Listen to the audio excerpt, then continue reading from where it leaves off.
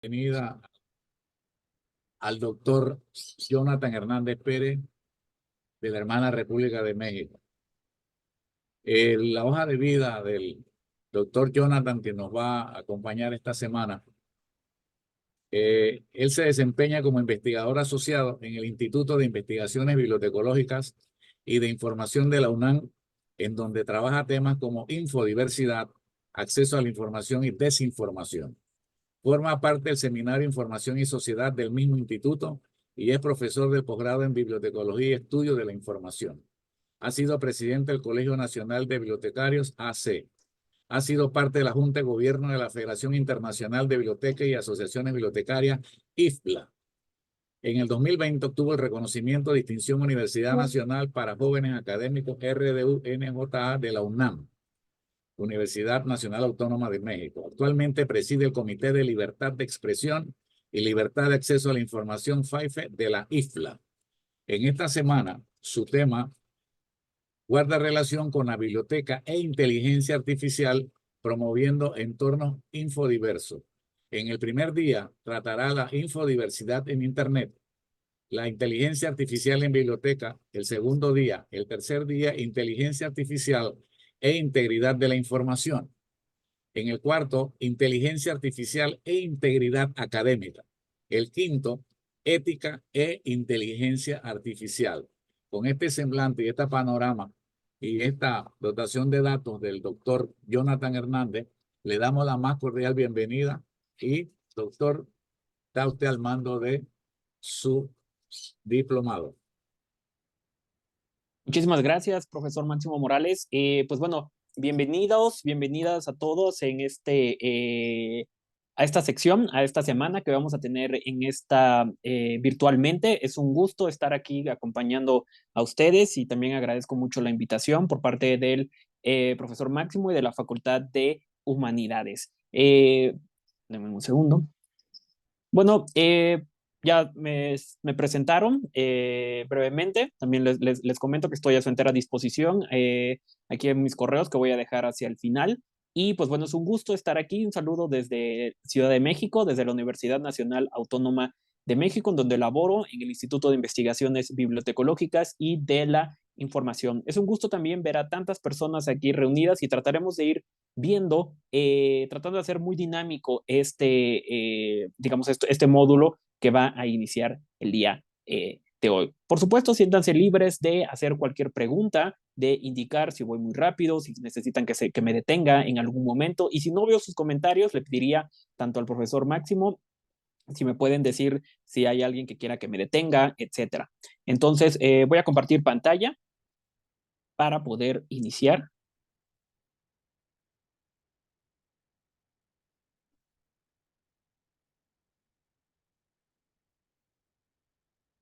Ok.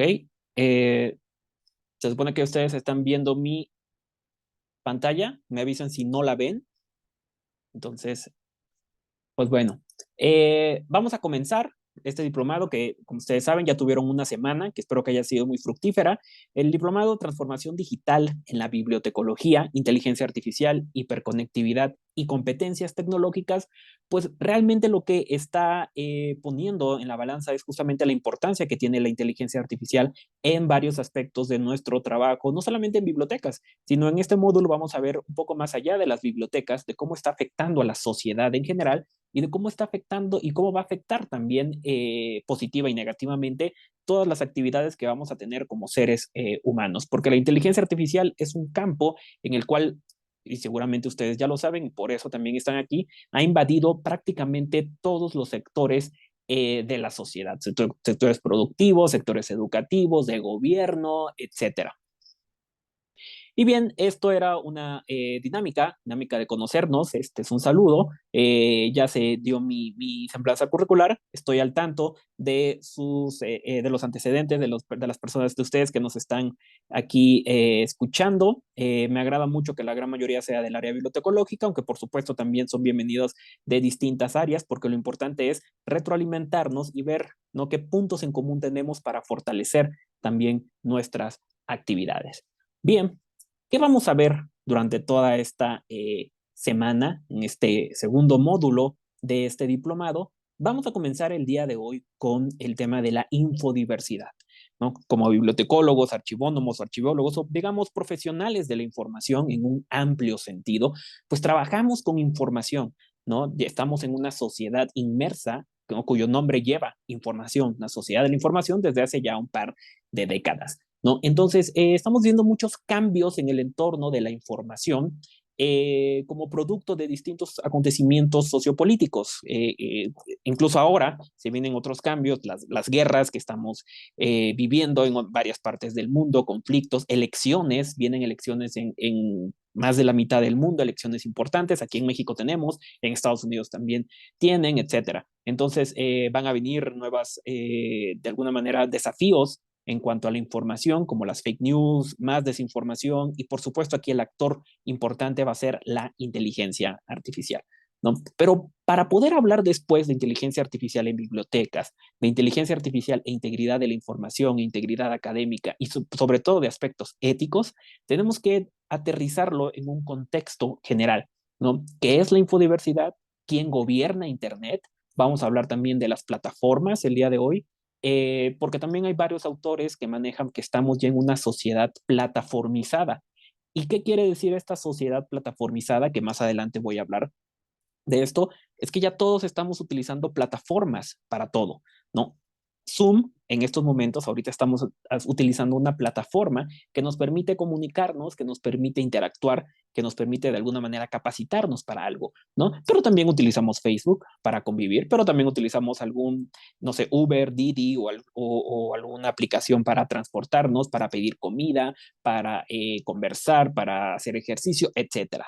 Entonces, poco a poco nos estamos plataformizando. Y estos conceptos, infodiversidad, plataformización y gobernanza de Internet, tenemos que tenerlos claros para poder aterrizarlos en lo que, en todos estos conceptos de inteligencia artificial. Porque parecería que a veces hablar de inteligencia artificial es, pensamos que es algo completamente nuevo, ¿no? Que es algo que de pronto emergió hace 2 años en la esfera mediática, que todo el mundo empezó a hablar de inteligencia artificial, pero es importante saber, ¿no? Qué factores hicieron posible que estemos en este momento de la tecnología. Bien, mañana, pues bueno, ya hablaremos lo enfocaremos en la inteligencia artificial en bibliotecas, algunos usos, haremos unas sesiones un poco más prácticas para saber qué herramientas podemos utilizar en las bibliotecas. El tercer punto hablaremos sobre la inteligencia artificial e integridad de la información. Este concepto es un concepto relativamente nuevo, la integridad de la información. Lo acaba de sacar la ONU el año pasado y desde la IFLA estamos trabajando muy de cerca con este concepto que es integridad de la información. Ya digo, ustedes naturalmente pueden hacer una búsqueda, ya hablaremos de sus percepciones en cuanto a la integridad de la información, que sí es diferente, va en la misma línea, pero es diferente a la integridad académica, que ya es más enfocada en cuestiones educativas, ¿no? También hablaremos de la integridad académica y la inteligencia artificial, que este tema particularmente ha sido muy debatido porque fue de los primeros. El sector educativo, naturalmente, fue el primer sector, fue el sector, digamos, más, ¿cómo puedes decirlo? Como el sector más dubitativo en el sentido de que se pensó que la inteligencia artificial iba a acabar con la integridad académica, cómo fortalecer la integridad académica frente a la inteligencia artificial. En esta unidad vamos a ir viendo poco a poco que toda tecnología disruptiva pues viene a cambiar el panorama, ¿no? Viene a cuestionarnos muchísimas cosas. Lo mismo sucedió con el propio Internet, con las redes sociales, cuando eran pues satanizadas, con Wikipedia, ¿no? Es que copia y pega del Internet, es que ya hay servicios, no uses Internet para esto. Hoy Internet es un aliado de la educación, con todos los desafíos y todas las cuestiones que tiene negativas, pero ya no podemos vivir sin Internet prácticamente. Y finalmente, la última unidad va a ser sobre la ética e inteligencia artificial. Lo voy a aterrizar un poco en la integridad académica y en nuestros procesos, también como en la biblioteca, en los archivos, en nuestras organizaciones. ¿Por qué es importante esto? Porque también estamos manejando con información, ¿no? Y todos esos procesos tienen que seguir una línea ética. Entonces, esto es a grandes rasgos, lo que vamos a ver esta semana, por supuesto. Siéntanse libres de participar, de alzar la mano y de estar en la conversación, ¿no? ¿Cuál va a ser la forma de trabajo? Bueno, mayoritariamente voy a exponer. eh, Esta unidad, el día de hoy va a ser un poco más teórico, con algunos ejemplos. Ya mañana va a ser muchísimo más práctico. Van a haber algunas preguntas que yo voy a hacer ahí, que voy a preguntar al aire y que ustedes me pueden responder. Lo importante es que ustedes participen también, siéntanse libres de responder lo que ustedes consideren conveniente. Aquí lo importante es retroalimentarnos y pues sacar lo que realmente pensamos, ¿no? Como ya lo comenté, van a haber ejercicios prácticos. Mañana va a estar un colega, el doctor Jairo Buitrago, doctor en transformación digital por parte de la Universidad de Ottawa. Entonces, como para también hacer un poco más dinámico el diplomado, el módulo, entonces vamos a tenerlo hacia el final del día de mañana, que nos va a platicar sus experiencias y un poco del panorama de la inteligencia artificial en bibliotecas académicas. Él está haciendo ahora es becario postdoctoral en el Instituto de Investigaciones Bibliotecológicas y de la Información de la UNAM y con su línea de especialización que es inteligencia artificial en bibliotecas, ¿no? Entonces vamos por ahí a estar discutiendo, debatiendo algunos temas junto con ustedes. Bien, si hay alguna duda hasta aquí, por favor, siéntanse libres de hacerla. No, lamentablemente no puedo ver si alguien levanta la mano, por lo que pueden decirlo directamente. Bien, pero antes, híjole, deme un segundo porque creo que no se actualizó.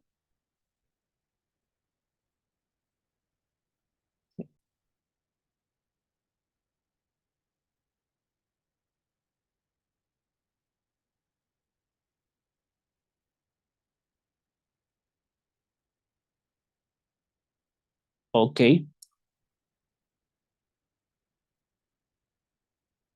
bien.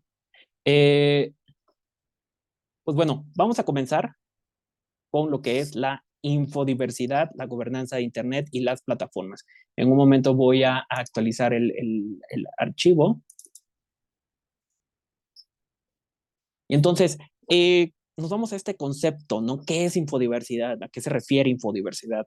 ¿Qué podemos entender por infodiversidad? Como un breve contexto de esto, pues durante los últimos 10, 20 años, han habido el desarrollo de muchos conceptos con el prefijo info, ¿no? Info, tan solo en la pandemia tuvimos infodemia, ¿no? Seguramente muchos han escuchado esto, infoxicación por ahí, infobesidad, infocompetencias, para hablar de competencias informativas y varias cuestiones relacionadas con la información. ¿Por qué? Porque naturalmente la información va a ser el insumo que consumimos día con día, que producimos y que estamos constantemente procesando, ya sea como seres humanos, ya sea en las bibliotecas, en unidades de información, etcétera, ¿no? Entonces, por eso es importante tener en consideración estos aspectos, ¿no?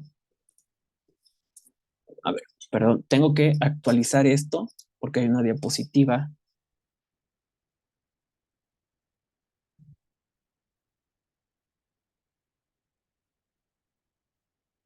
Un segundo.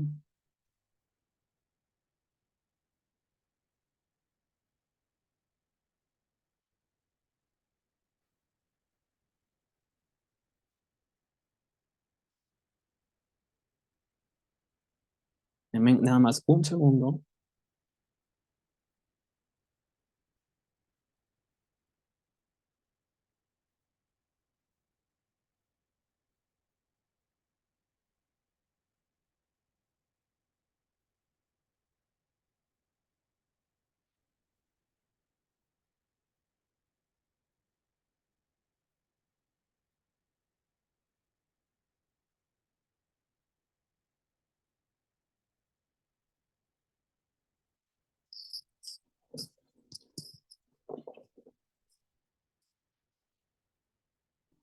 Ok, déjenme. Creo que ya no estoy compartiendo pantalla. Deme un segundo. Les pido no me cuelguen, ¿no es cierto?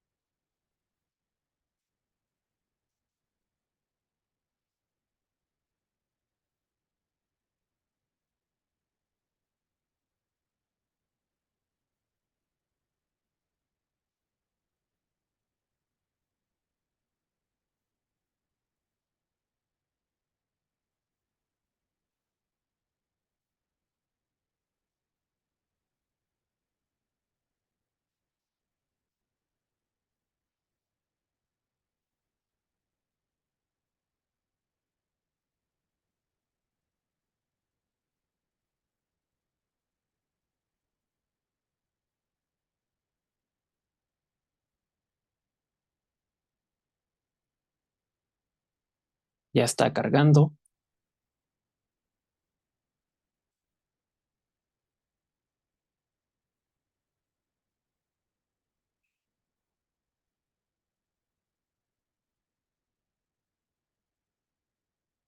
Ay, no sé qué pasa, que no quiere hacer esta última versión.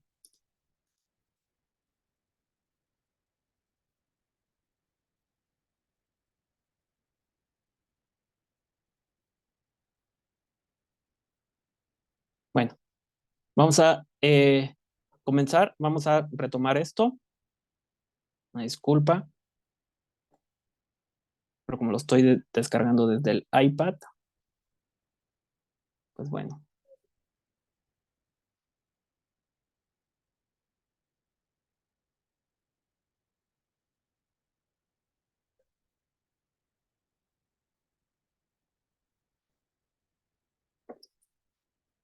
Bien. Bueno, continuando con el aspecto de la infodiversidad. Okay.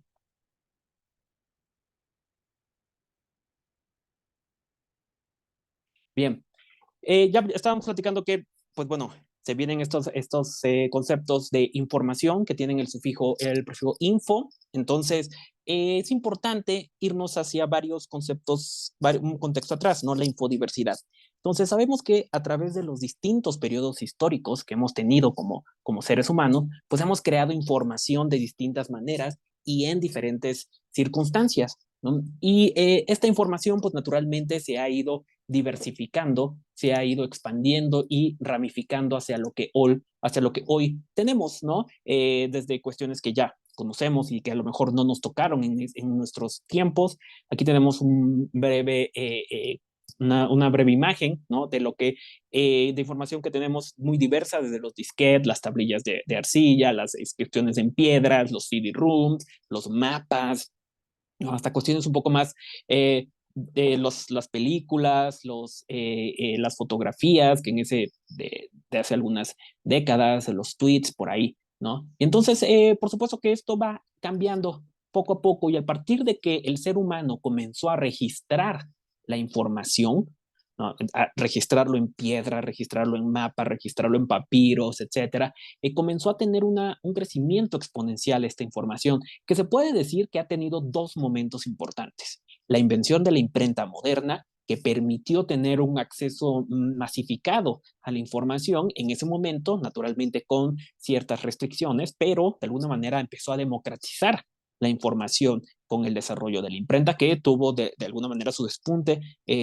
tiempo después. ¿No? Pero fue, digamos, un hito importante para que la información se pudiera ramificar. ¿No? Y posteriormente también otro hito importante es el desarrollo de Internet, ¿no? Esto nos permitió también tener una mayor diversidad informativa a la cual, pues naturalmente, hoy ya estamos acostumbrados. Pues aquí tenemos algunos otros ejemplos de algo ya más actual, con todas las aplicaciones, con todos los servicios de Internet que utilizamos diariamente y que hemos conocido también a lo largo de los últimos años, más los que van a venir, ¿no? De pronto estamos en una década, ¿no? En un momento histórico en el que aparentemente tenemos una sobrecarga de información, de que hay mucha información, muchas aplicaciones, mucho de todo. Y esto es una preocupación en todos lados, ¿no? Entonces, pero esto no es nada nuevo, ¿no? No pensemos que porque tenemos hoy aparentemente más información, de pronto otras décadas u otros periodos históricos no la han tenido. Está documentado que cuando nació el telégrafo, cada nueva tecnología de la información traía también esta preocupación. Es que hay más información, es que hoy, imagínense antes un CD, un disquete, ¿no? Cuánto entraba y era para nosotros muchísima información en ese momento, ¿no? Te entraba la información del mundo y tenías tus documentos, etcétera. Y ahora lo que guardamos en un CD es nada, ¿no? En un disquete era mucho menos tampoco es nada, ¿no? Entonces, estas percepciones han ido cambiando y seguramente en unos años más adelante, pues todavía vamos a tener esta idea de que estaríamos en ese momento con más información, ¿no? Y entonces es cuando viene esta idea de infodiversidad que ya tiene más de 30 años y viene del ámbito bibliotecológico. Eso es importante mencionarlo. ¿no? Porque todo comienza hace más de 30 años por estas desigualdades entre la oferta y la demanda de información.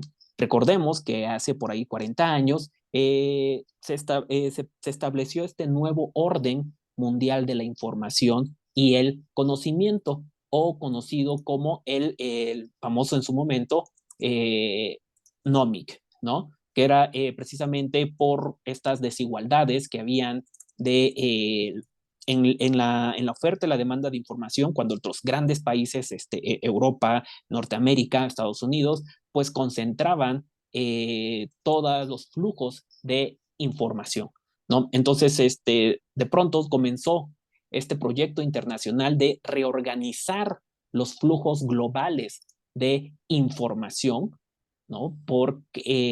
Justamente para que todos pudieran tener un mayor acceso equitativo a la información. Entonces, esto comenzó a tener ciertas repercusiones, ¿no? Porque de pronto América Latina, naturalmente, pues solamente no producía tanta información y no la consumían más bien la información otros países. Y solamente se veía América Latina como un receptor pasivo de información, ¿no? Información de los grandes países, de los grandes bloques. Y por eso es que justamente se hace este nuevo orden mundial de la información y la comunicación, ¿no? Entonces estos problemas ya se entendían, ¿no? Por ahí en los 80s y se analizaban todas estas cuestiones. Naturalmente ahí Internet todavía no era el gran protagonista de la información y de la comunicación, ¿no? En ese momento ya se hablaba que la información, ¿no? Ya era una necesidad vital para los estados, para los pueblos, para los individuos, ¿no? Que no se podía desarrollar nuestra propia cultura, no se puede progresar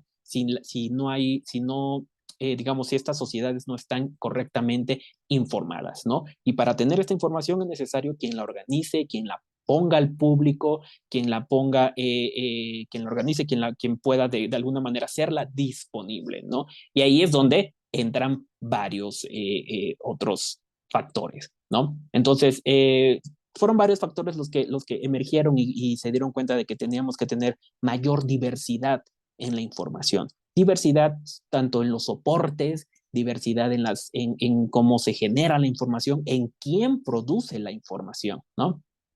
Entonces viene justamente las definiciones. ¿A qué me refiero? ¿A qué nos referimos cuando hablamos de infodiversidad? De acuerdo con Morales Campos, una bibliotecóloga que acuña este concepto, pues podemos hablarlo de diferentes perspectivas, desde una difusión de múltiples y diversas manifestaciones de la información, desde un libro, ¿no? Hasta un cassette, desde un blog, desde un tweet, desde varias cuestiones, ¿no? También habla de defender la convivencia de los diferentes tipos de información. Venimos de una sociedad librocentrista, eso es importante tenerlo en cuenta, en donde el libro es la máxima autoridad en varios aspectos, ¿no? Con Internet, pues ya esto se empieza también a cuestionar, ¿no? Hasta qué punto pueden tener otras manifestaciones informativas la misma autoridad que tiene un libro, ¿no? Y también es reconocer la pluralidad que tiene la información, la pluralidad de formatos, la pluralidad de ideas, la pluralidad de soportes, la pluralidad de países que generan grandes flujos de información. Y esto porque, como ya lo comenté, relacionado con el NOMIC, por supuesto, sabemos que en Internet, pues la mayor parte de la información se produce en inglés, ¿no? Y en consecuencia es necesario tener mayor visibilidad de los productos en español en Internet. Y esto también tiene como antecedente, y aquí voy a mencionar a dos autores, de cómo ven a ellos la información. Esto parecería, bueno, como preámbulo, esto parecería ser un poco alejado de inteligencia artificial, pero no lo es, y al final vamos a ver por qué. Por ejemplo, para Glade, ven, esta perspectiva me gusta, porque ve a la información como un organismo vivo, ¿no? Como el principio vital en todas las esferas de la sociedad, ¿no? ver a la información como un organismo vivo que transforma todas las ramas del conocimiento y ver también al cuerpo humano como un procesador de información. Si lo queremos ver de una forma más, digamos, holística, pues naturalmente nuestro cuerpo humano procesa información. Tenemos información genética, tenemos información en el ADN, etcétera, ¿no? Entonces, reducir todo a la información. Podemos decir que todo al final de cuentas es información expresada en bits, en ceros, en uno, lo que ahorita estamos viendo, lo que ahorita estamos consultando, viendo en nuestras pantallas, ¿no? Y naturalmente la propia evolución, y esto me parece interesante, nuestra propia evolución es producto del intercambio entre la información, los organismos, organismos vivos y el entorno en el que estamos, ¿no? El ser humano evoluciona mediante estos tres, en gran medida de estos tres aspectos, ¿no? Del organismo, nuestro entorno y a través del intercambio de información. Es una perspectiva que utiliza el autor James Clegg. Me parece interesante también ver cómo es que nosotros evolucionamos, también parte de nuestra evolución como seres humanos y en sociedad tiene que ver con todos estos procesos de la información, ¿no? Y es por eso, en parte también, que cuando de pronto llega la inteligencia artificial, pues nos viene a cambiar varios paradigmas y nos viene a cuestionar varios aspectos, sobre todo la inteligencia artificial generativa, ¿no? Ofreciéndonos todas estas soluciones, todo este texto, toda esta información aparente en gran medida de calidad certera, ¿no? Porque ya vamos a hablar después de aspectos negativos, pero también es por eso que nos viene a cuestionar varios aspectos, ¿no? Y ahora, enfocado a Internet, hay otra perspectiva que me parece también interesante, ¿no? Y es la perspectiva de Martel, que él habla también de una diversidad, pero de Internet, ¿no? Como le dice con S, ¿no? Y hace un estudio de cómo se utiliza Internet en diferentes latitudes, que no es lo mismo el uso de Internet en México, que en Panamá, que en Chile, en Colombia, que en Europa, que en Estados Unidos, etcétera, ¿no? Que hay tantos Internets como los países que hay en el mundo.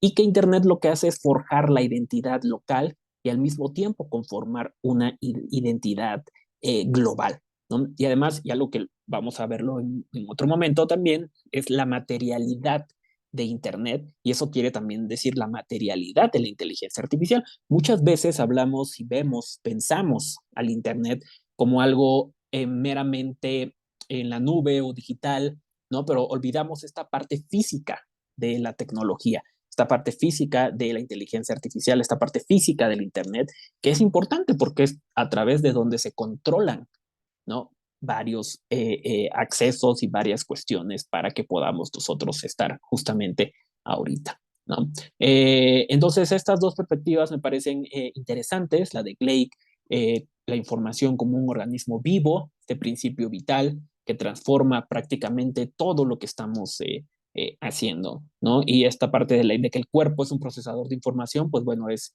también muy importante tenerlo en consideración y cómo es que ha cambiado nuestra propia idea de información en este sentido. Pero bueno, me gustaría que ustedes me comentaran, me gustaría tener 2 o 3 comentarios aquí sobre qué opinamos sobre esta parte, cómo ven ustedes a la información actualmente.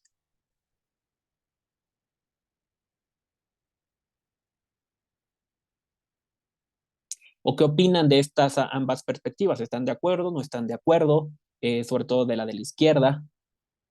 Utilizamos naturalmente información para todo. Esto es la primera unidad de infodiversidad. Entonces, me gustaría que me comentaran qué opinan de esta perspectiva.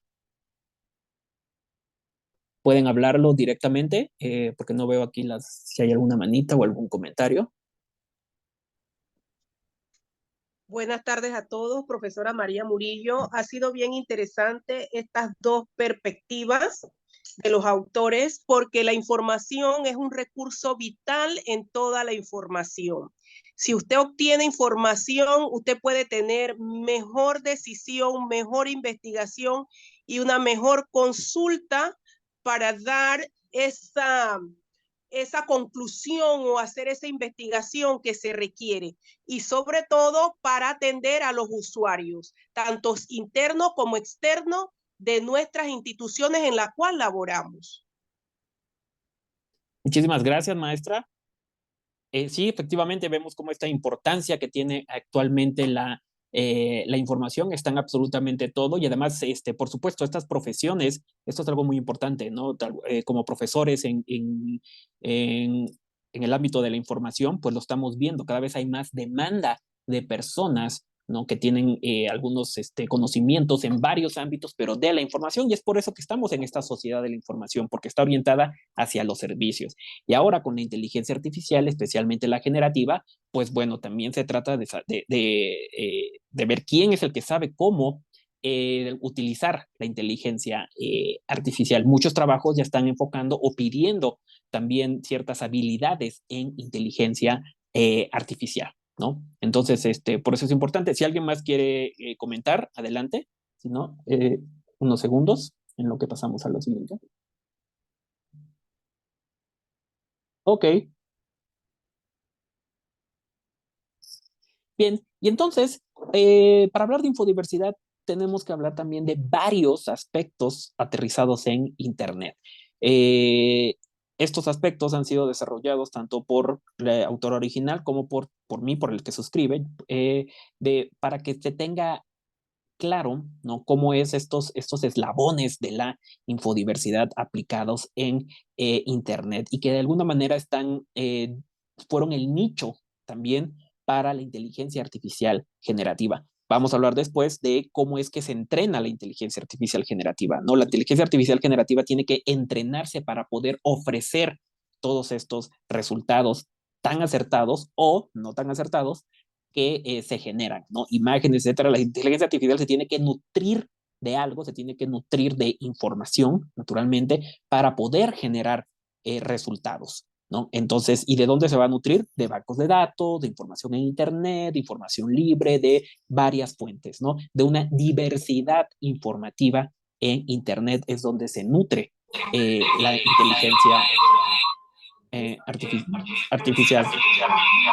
Para esto, no sé si puedan apagar su micrófono. Muchas gracias. Sí. Bueno, para esto, ¿no? Por eso es importante tener en consideración este ámbito de la infodiversidad que vamos a ver el día de hoy. Se han desarrollado 6 eslabones importantes, ¿no? Que dan forma a la diversidad informativa o infodiversidad. La pluralidad, el rescate, la conservación, la disponibilidad, la visibilidad y el libre acceso a la información. En cada uno de estos rubros entramos nosotros como profesionales de la información. No es importante que los conozcamos, es importante saber el contexto y ver cómo opera, digamos, en Internet, ¿no? También conviene mencionar que la infodiversidad puede verse a una escala global o a una escala local, ¿no? Por una comunidad, por un país, por un continente, ¿no? A lo mejor si queremos hacer un estudio, un análisis sobre la infodiversidad, por ejemplo, en Panamá, ¿no? O en México, durante tal siglo, durante tal década. Entonces tendríamos que referirnos a cuánto se produce de información, cuáles son los flujos de información durante este tiempo, México, ¿qué tanto consume Panamá? ¿Qué tipo de información consume más Panamá? En Internet, por ejemplo, consume más blogs, a lo mejor hay más usuarios conectados a Facebook, los usuarios consumen más en Twitter, ahora esta red social X, o a lo mejor están más conectados en Instagram, ¿no? También es por eso también ver todos estos detalles y tener toda esta comprensión general de la infodiversidad que se puede estudiar a una escala global o a una escala local o también por un periodo específico de tiempo, por un grupo social, a lo mejor cuál es la infodiversidad dentro de los adultos mayores, por ejemplo, ¿no? ¿Qué consumen ellos? ¿Qué tanto producen información? ¿Y en qué canales también lo están produciendo? ¿No? Y por supuesto también la infodiversidad no solamente está enfocada en Internet y en estas tecnologías más actuales, ¿no? También en la radio, la televisión, toda esta diversidad informativa. Al final del día, al final de cuentas, pues la televisión es parte, genera información, es parte de la infodiversidad. Y también, por supuesto, para abordarlo dentro de Internet, pues tenemos, ¿no? Naturalmente que ver al ecosistema de Internet, ¿no? Cuando hablamos de ecosistemas, Esto es para ver cómo es que funciona, ¿no? Todo lo que estamos viviendo, todo lo que estamos haciendo. Hay varios enfoques sobre hablar de ecosistemas, ¿no? Ecosistemas de información, que va relacionado esto con los ecosistemas naturales, ¿no? Que son conjuntos de especies que habitan en un espacio determinado y que van a interactuar mediante diferentes procesos. Esos también se aplican a los ecosistemas de información, ¿no? Hay varios autores que manejan un ecosistema bibliotecario, ¿no? Entonces son estos conjuntos de actores que están en un espacio determinado y que van a interactuar mediante diferentes procesos, ¿no? Hay ecosistemas de la privacidad, hay ecosistemas, etcétera, ¿no? Dependiendo el enfoque que le queramos dar. Y entonces existe un ecosistema de Internet, ¿no? Diverso, un ecosistema en donde varias partes interesadas, varias partes, pues actúan para darle forma a lo que hoy tenemos y a cómo estamos conectados, ¿no? Esta es una gráfica, el, esto es una gráfica de la Internet Society, de la Sociedad de Internet, es una organización mundial, ¿no? Que tiene capítulos en distintas partes del mundo. Panamá tiene su capítulo de la Internet Society. Entonces, ellos hablan, justamente hicieron este diagrama del ecosistema de Internet, donde involucran a muchos factores, ¿no? Para que pueda funcionar, para que podamos, digamos, para que hayamos podido tener que llegar a tener Zoom, tener esta comunicación, pues ha sido involucrar a varios aspectos, ¿no? Desde aquellos que se encargan en los nombres y las direcciones de Internet, cuando tecleamos algo, hay todo un mundo técnico atrás de ellos, ¿no? Desde el desarrollo de políticas locales, nacionales y regionales, porque de qué nos sirve tener nombres, direcciones de Internet, sitios web, si no hay políticas locales que puedan acercar Internet a las poblaciones más vulnerables o que nos puedan acercar y conectar desde casa, o que puedan fomentar el desarrollo de capacidades, etcétera, ¿no? Esto es por el apartado de el morado que se ve aquí, desarrollo de políticas locales, nacionales, regionales y globales, ¿no? Pero podemos tener políticas, podemos tener legislaciones nacionales, regionales para que fomenten el Internet, pero también hay otros factores que es la educación y desarrollo de capacidades, ¿no? Entonces, ¿de qué nos sirve tener también tanta tecnología si no hay quien educa, perdón, quien desarrolla estas capacidades para hacer un buen uso de Internet, para que la gente pueda utilizar Internet? Y ahí es donde entramos nosotros como profesionales de la información, ¿no? Entramos para desarrollar capacidades en nuestros usuarios, entramos para desarrollar educación en ciertos ámbitos de Internet, para hacer un buen uso de para una Internet segura, accesible, de la información. Es prácticamente lo que hacen las bibliotecas, las universidades e instituciones académicas. Y aquí lo tenemos en el apartado amarillo. Una de las ramificaciones es justamente las universidades e instituciones académicas, ¿no? Para que son ellos también un tercer eslabón que dan forma al ecosistema de Internet.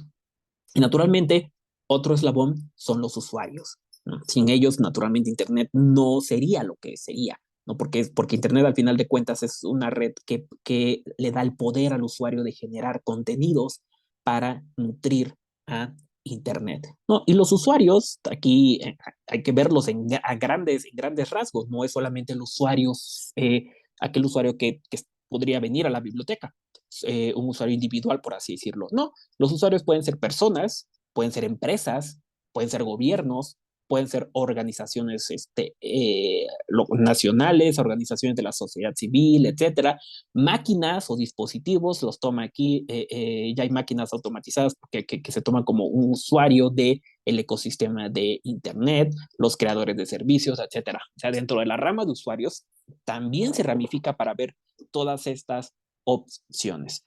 Y posteriormente ya los últimos dos ámbitos, aquí el naranja y el verde, son cuestiones más técnicas, no me detendré tanto en explicar aquí, pero básicamente tiene que ver con los servicios y operaciones globales compartidos, ¿no? Esos, como ya les comenté, son más técnicos, servidores, operadores de redes, creadores y proveedores de servicios, los puntos de intercambio de tráfico, son cuestiones ya más técnicas. Y en el desarrollo de estándares, pues naturalmente, y todos como los que somos bibliotecólogos, pues sabemos, ¿no? Y también de otras áreas sabemos que es necesario crear estándares para los flujos de información, para que todas las bibliotecas, todos los archivos utilicen el mismo estándar para compartir información, para organizar información, etcétera.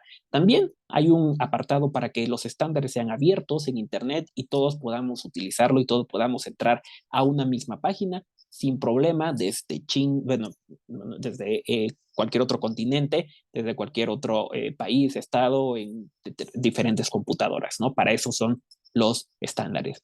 Entonces, es importante tener en cuenta, ¿no? Esto del ecosistema de Internet, entender que todos parte de estos actores que intervienen en el ecosistema de Internet para que Internet funcione. Como ya se han dado cuenta, es algo aparente, si es complejo, ¿no? Si nos vamos a analizar cada punto, podría ser complejo, pero son los que forman parte de este entramado que hace posible que estemos hoy aquí y que además se esté innovando constantemente, ¿no? La amalgama de todos estos actores hace posible mayor tecnología. Y entonces nos vamos a esto, ¿no? Vamos ahora a analizar brevemente cada uno de estos eslabones que tenemos en la infodiversidad en Internet. Muchos de ellos ya ustedes los conocen, porque los que trabajan en información o algunos servicios los han utilizado, ¿no? Entonces nos vamos primero a la pluralidad, ¿no? La pluralidad, pues bueno, sabemos que es un sinónimo, puede ser la multitud, un número grande de algunas cosas, varias cuestiones, ¿no? Relacionadas con esto, ¿no? Podemos decir también relacionar algunas cuestiones de diversidad, todas estas cuestiones amplias que forman parte de un todo, ¿no? Pero en Internet, en la tecnología que actualmente estamos, ¿cómo poder reconocer la pluralidad en Internet, ¿no? La pluralidad dentro de la infodiversidad. ¿Qué quiere decir esto? Que tenemos que reconocer la diversidad de usuarios, que ya hablamos anteriormente, que son usuarios tanto como personas, que somos diversos, pero también organizaciones, instituciones, gobiernos también pueden ser usuarios. La variedad de idiomas en los que se interactúa en Internet, ¿no? Que no solamente es el español o el inglés, sino también de esta necesidad por la que mayores idiomas, lenguas, etcétera, estén representadas en Internet para que no tengamos solamente los idiomas dominantes. Por supuesto que también se tiene que reconocer, esto habla de reconocer los múltiples contenidos y servicios que ofrece Internet. Cuando al reconocer estos contenidos y los servicios, entonces estamos abriendo más el Internet, lo estamos haciendo de alguna manera más incluyente y estamos también abonando a mayor innovación, ¿no? Y, por ejemplo, ¿no? Esto lo sabemos, estamos, digamos, recapitulando en algunos aspectos, ¿no? Motores de búsqueda, por ejemplo, ¿no? Tenemos a los motores de búsqueda generales, Google, Yahoo, Bing, ¿no? Los conocemos ampliamente, seguramente como yo, la mayoría utilizamos Google, ¿no? Pero también, y lo sabemos, especialmente quienes están en las cuestiones de bibliotecas, que tenemos motores de búsqueda académicos, ¿no? Académicos gratuitos, en algunos casos, RefSeek, Base, Search, Joom, por mencionar algunos, ¿no? Pero también tenemos motores de búsqueda por país, ¿no? Baidu, que te busca solamente cuestiones en China, que China es otro Internet, por así decirlo. Yandex, que mayoritariamente se enfoca en Rusia y en países circundantes. Pero también tenemos, por supuesto, algunos otros motores de búsqueda más locales, como Wepa, ¿no? Que es un motor de búsqueda pequeño centrado en páginas de Puerto Rico, ¿no? O sea, cualquier cosa que tú le pongas te va a buscar páginas de Puerto Rico, ¿no? Tenemos Connexcall, que por supuesto también lo que habla lo que busca son páginas buscaba páginas de Colombia, ¿no? Por así decirlo, ¿no? Entonces, hay varios países, varios motores de búsqueda que son por países, que no son tan conocidos, pero eso nos habla también de la gran pluralidad que tenemos en cuanto a este tipo de motores de búsqueda. Ahora, bueno, aquí tenemos una tabla de estos motores de búsqueda generales por país, académicos, y yo los puse en una área muy especial, jurídicos, ¿no? Pero pueden ser en política, pueden ser en economía, etcétera, ¿no? Entonces, y son nada más una lista de 3 de cada uno. Hay una infinidad de motores de búsquedas que podemos utilizar. Y esto no es más que para ejemplificar toda esta diversidad que tenemos en Internet, ¿no? Y que con la inteligencia artificial, especialmente la generativa, ya lo veremos mañana, vamos a tener también una diversidad de servicios que nos ofrecen de inteligencia artificial generativa, ¿no? Entonces, también varios países, porque esto es también, recordemos que va a sonar un poco extremo, pero es una guerra por ver quién domina estos servicios de inteligencia artificial, lo que en su momento fue Google, ¿no? Que es el gran dominante de las búsquedas, pues ahora también las empresas están compitiendo, los países también están compitiendo para que sus servicios de inteligencia artificial generativa sean los más utilizados, sean los de punta, sean los que estén liderando también en estos aspectos, ¿no? De inteligencia artificial generativa. Entonces, por eso es importante tener este contexto de que otras tecnologías ya existían y con esta diversidad, que es lo que ha hecho también en parte que la inteligencia artificial pues llegue a flote y también sea tan diversa en varios sentidos, ¿no? Estas son algunas imágenes que ustedes seguro que naturalmente ustedes ya conocen. Este es Google, este es Baidu, que es digamos el Google de China o el Google de Asia, si lo queremos ver un poco más amplio. Yandex, que aquí están los países en los cuales está basado: Rusia, Bielorrusia, Kazajistán, Uzbekistán y Turquía, ¿no? Entonces, eso también porque hay una cuestión geopolítica del Internet, de la gobernanza de Internet, que vamos a hablar más adelante, ¿no? Ya vienen motores de búsqueda ya más académicos gratuitos, ¿no? Bases, a mí me gusta mucho utilizar Base, pero por supuesto conocemos de antemano todos estos motores de búsqueda. Si estamos trabajando en bibliotecas académicas, sabemos sobre todo de qué van estos motores, ¿no? Yo me enfoqué en cuestiones de aspectos jurídicos, legales. Y aquí es una pregunta, nada más si alguien me quisiera responder. ¿Qué motores de búsqueda utilizan con mayor frecuencia en la cotidianidad? Y si utilizan también algún servicio de inteligencia artificial generativa. También la voy a preguntar mañana, pero me gustaría que me respondieran esta primero. Quien quiera, es una pregunta. Pues, aparte de Google, o si es Google, menciónenlo también.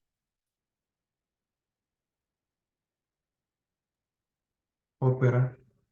Opera, o que otro conocen, si no tanto lo utilizan, pero o que conocen. Opera, sí, me parece muy bueno. Brave, También, es muy seguro. Scholar Academic, Ajá, sí, especializado.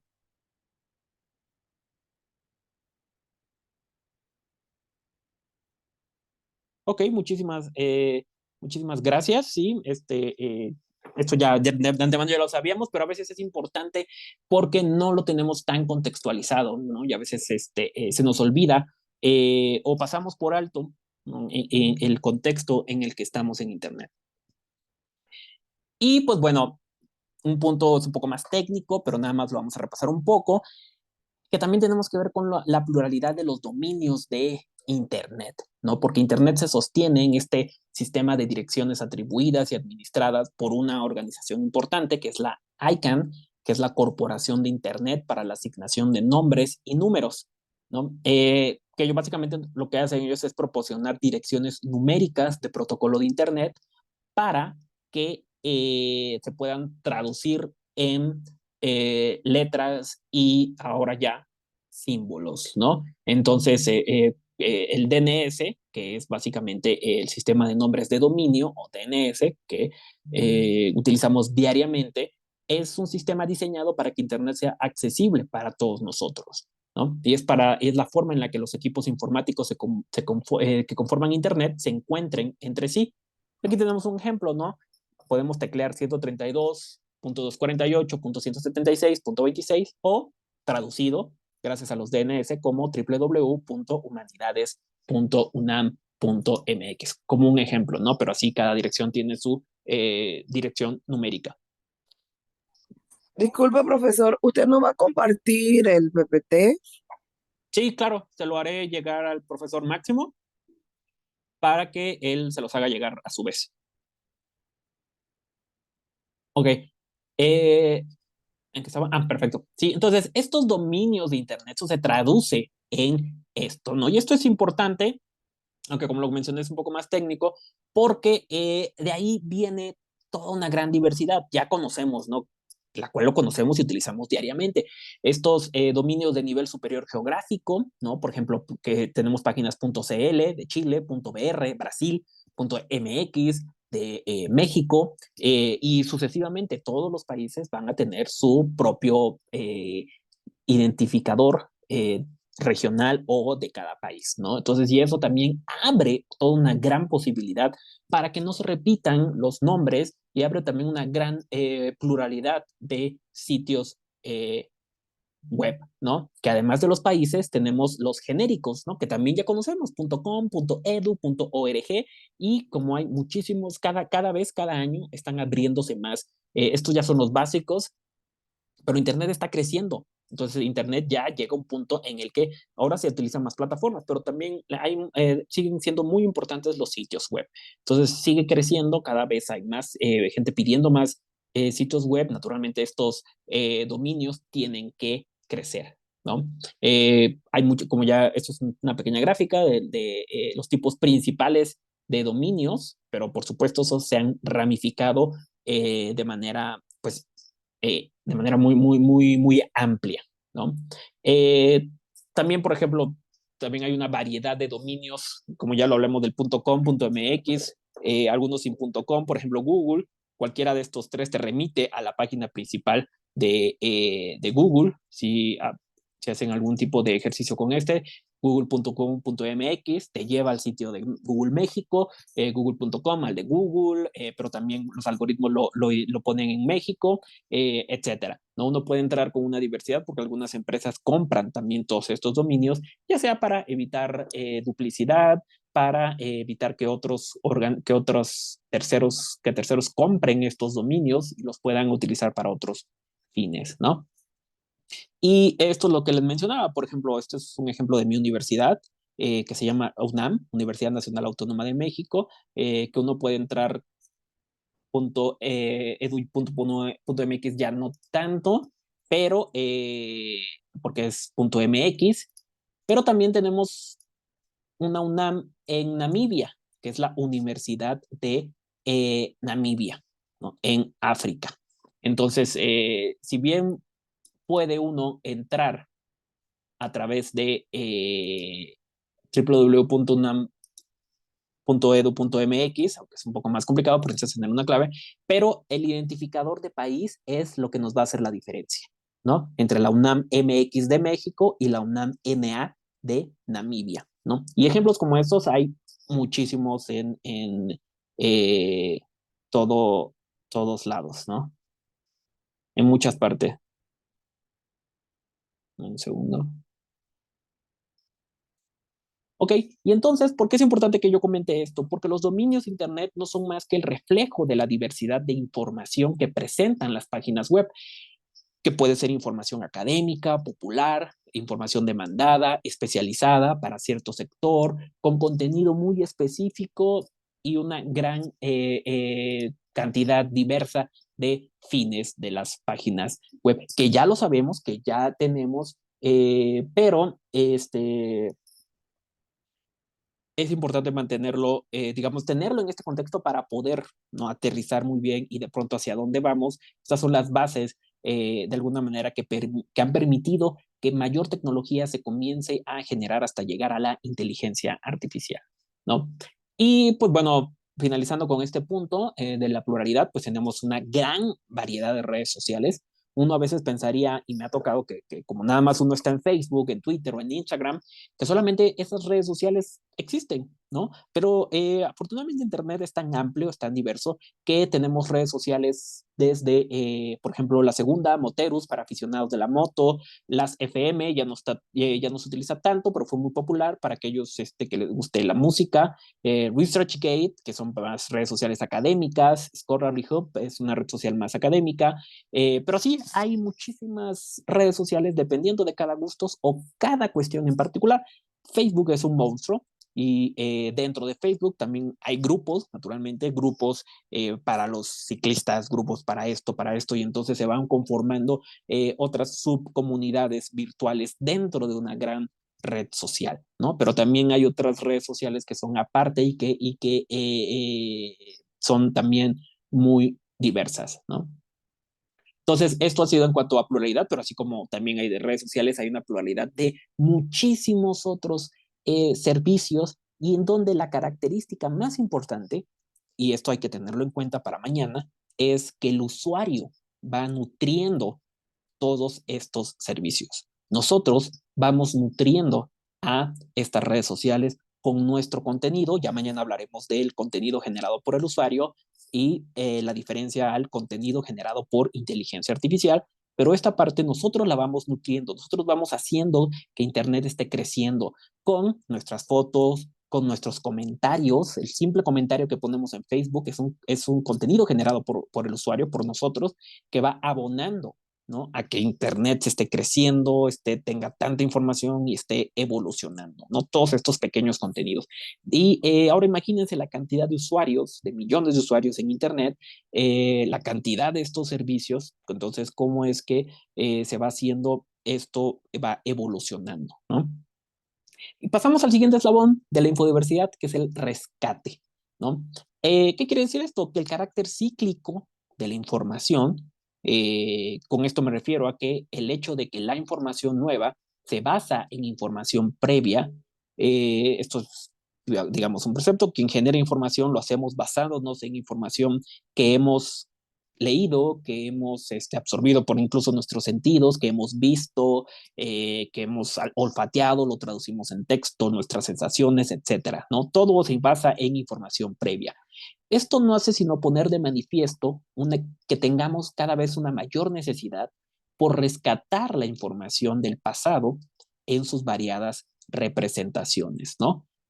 Pero al hablar de la información, del rescate de información pasada, no, a veces uno piensa, ¿no?, que me estoy refiriendo a papiro y a los libros de hace 300 años, etcétera. No necesariamente. Aquí tenemos que hablar del rescate de la información física o impresa, ¿no? Por ejemplo, videos, cinta, música, para pasarlo a digital, ¿no? Para convertirlo a digital, y que todo esto tiene que ver con la conservación. Adelante, hablar un poco de eso, pero también el rescate todavía allá en estos momentos de la información en línea. Y esto viene siendo importante porque cada vez generamos más información, pero al mismo tiempo estamos perdiendo información que se genera ya de manera digital, ¿no? Entonces, páginas web, imagínense cuánto tiempo tienen ya las páginas web. Las organizaciones a veces cambian de dirección de dirección web, y con ello se va toda la información, si es que no hay un plan de rescate, no hay un plan de conservación, etcétera, ¿no? Los videos o algunas redes sociales o servicios se cancelan, salen, y con ellos toda la información que se albergaba en esos servicios se pierde. De tal forma que es importante, pues, contemplar tanto el rescate de la información impresa como el rescate de la información que nace ya en línea, ¿no? Que producimos y que compartimos, para no caer de pronto en este otro tema que es el olvido digital, ¿no? Siempre hay una cuestión cuando hablamos del olvido digital: si Internet realmente olvida o no olvida. Aquí, ¿qué opinan ustedes, no? Si Internet tiene sus propios procesos de descomposición de información, ¿estarían de acuerdo en que Internet no olvida nada y todo se puede recuperar? ¿O estarían más de acuerdo también en la idea de que de esto, de Internet, de que la información tiene sus propios procesos de descomposición en Internet? Es un debate muy, muy interesante. ¿Ustedes qué opinan al respecto?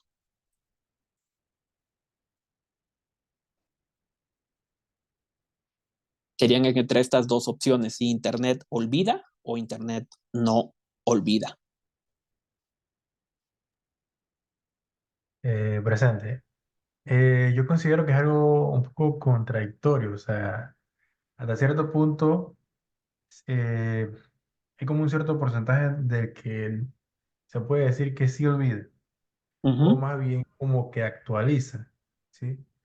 Y en otros casos, pues es considera, o sea, se considera pues que realmente la información se mantiene, ¿sí?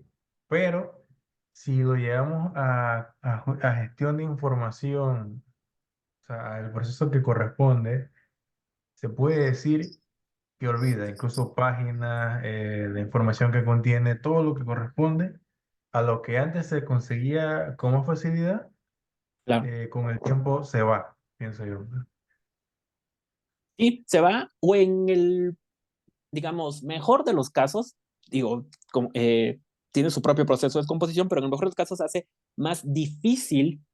recuperarlo, ¿no? Puede que la información esté Sí, ahí, pero ¿cómo accedes a ella? ¿No? Porque cierto. si nada más estamos acostumbrados a utilizar Google y a buscar nada más en los primeros 5 resultados, eh, pues sí hay una diferencia entre cómo poder buscar y acceder a la información. Pero también por otra parte, sí, concuerdo contigo con lo contradictorio, con lo complejo que puede llegar a ser este tema, ¿no? Porque tan solo yo, por ejemplo, puedo subir algo a Facebook y lo borro al minuto. Yo pensaría que eso ya se fue, ¿no? Pero Facebook hace sus copias y además cualquier usuario pudo haber hecho una captura de pantalla, ¿no?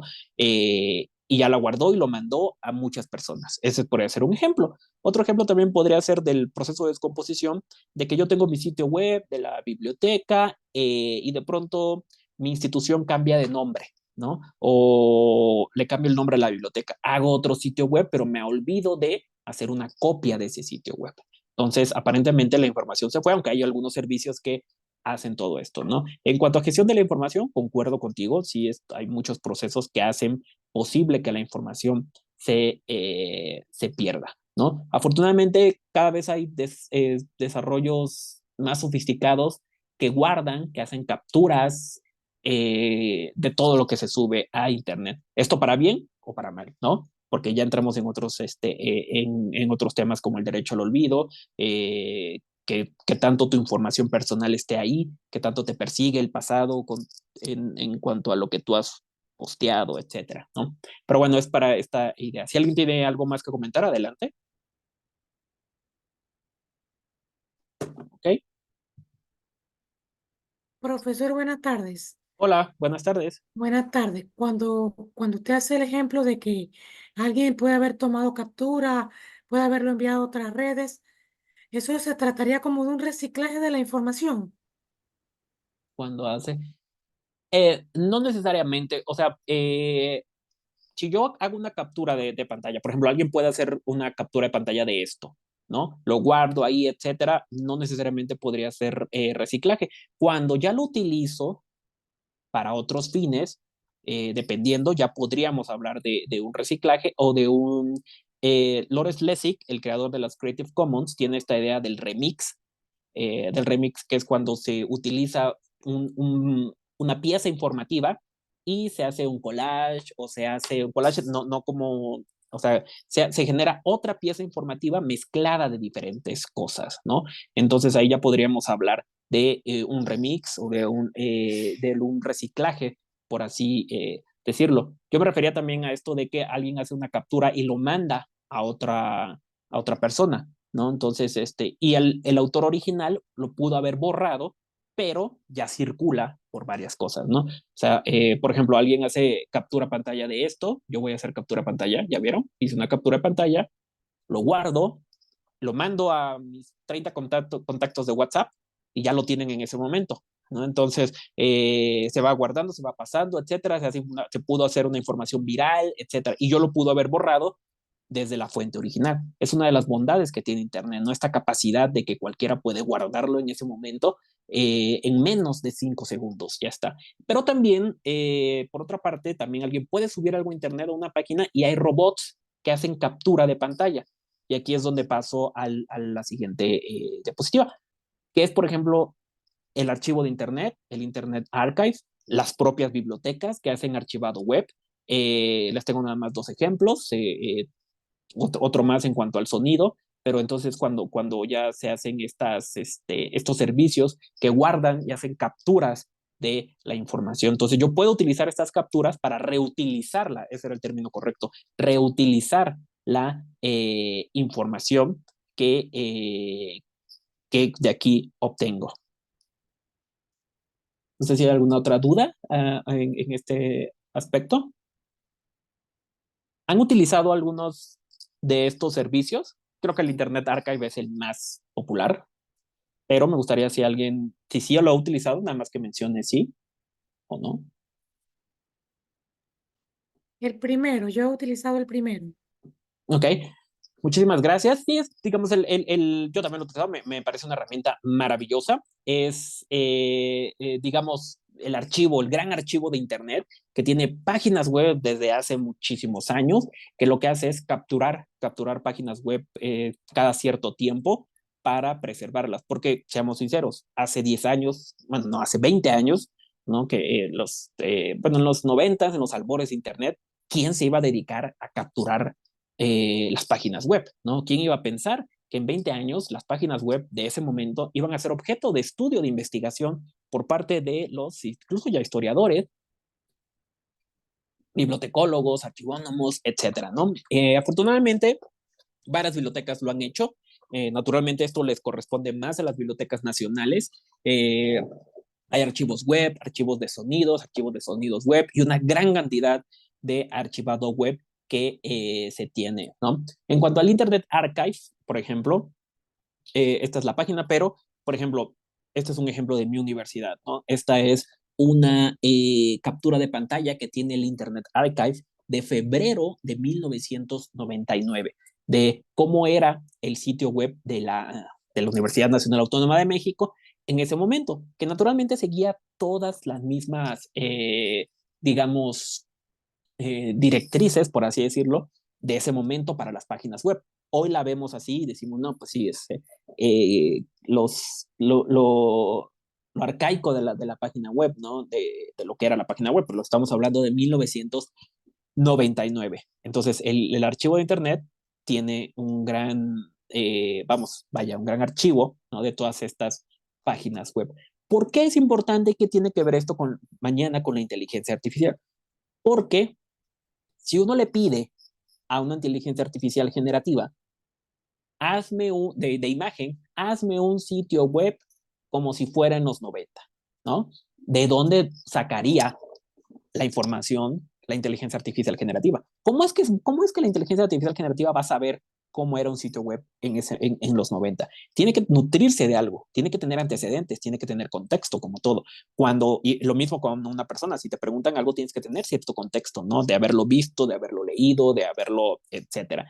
Entonces, este tipo de archivos y tener todo esto nutre también en buena medida. No necesariamente quiero decir que el Internet Archive, pero me refiero a rescatar todo esto hace posible que la inteligencia artificial también te dé resultados de cómo se veía una página web, cómo poder ofrecerte resultados de una página web como si fuera de 1999 o del 2010 o del 2005 o de cualquier otro año, ¿no? Entonces, bueno, como este ejemplo me parece muy pertinente de mencionarlo, pero así como yo les digo de la UNAM, ustedes pueden buscar de sus propias bibliotecas, a ver desde cuándo tiene el archivo de Internet páginas web, ¿no? Entonces, que esto es una gran herramienta para los actuales historiadores incluso, ¿no? Cuando ya se quiere podemos hacer investigaciones sobre el diseño de las páginas web de los 90, ¿no? ¿Qué información se ofrecía? ¿Cómo se ofrecía?